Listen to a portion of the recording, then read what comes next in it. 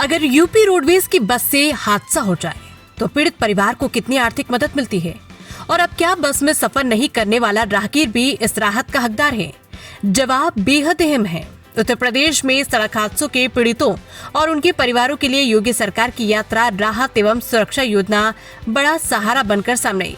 वित्तीय वर्ष 2017-18 से 2025-26 के बीच यूपी रोडवेज बसों से जुड़े हादसों में कुल 342 मामलों में 17 करोड़ 33 लाख रुपए से ज्यादा की आर्थिक सहायता दी गई। इसमें मृतकों के परिवार और घायल यात्री दोनों शामिल है। 2017 से पहले के 2 साल यानी 2015 से 16 और 2016 से 17 में भी मृत्यु के 8 मामलों में 44 लाख रुपए की सहायता दी गई थी।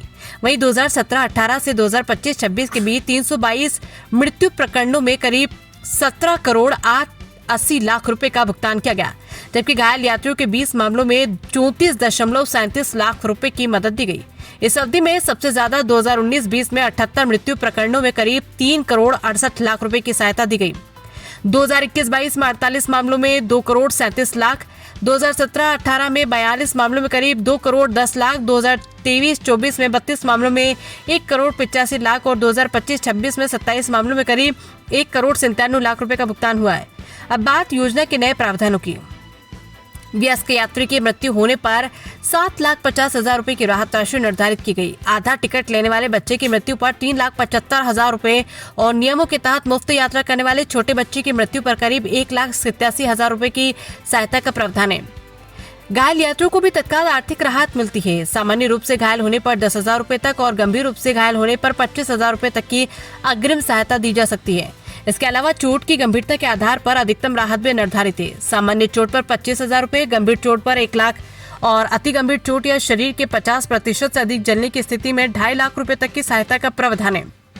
लेकिन अप्रैल 2026 में योजना में किए गए बदलाव सबसे महत्वपूर्ण है। अब अगर कोई राहगीर या शहरी व्यक्ति बस में यात्रा नहीं कर रहा था तो लेकिन यूपी रोडवेज या अनुबंधित बस की दुर्घटना में उसकी मृत्यु हो जाती है या वो घायल हो जाता है तो उसे भी योजना के दायरे में लाया गया है। यानी राहत का दायरा अब केवल बस यात्रियों तक सीमित नहीं रहा।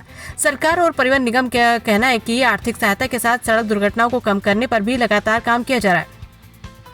इसके लिए ड्राइवरों, कर्मचारियों और बसों की नियमित निगरानी की जा रही।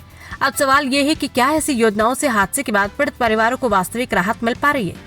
आप इस बारे में क्या सोचते हैं? कमेंट कर जरूर बताइए और ऐसे ही जरूरी खबरों के लिए चैनल को सब्सक्राइब करना ना भूलें।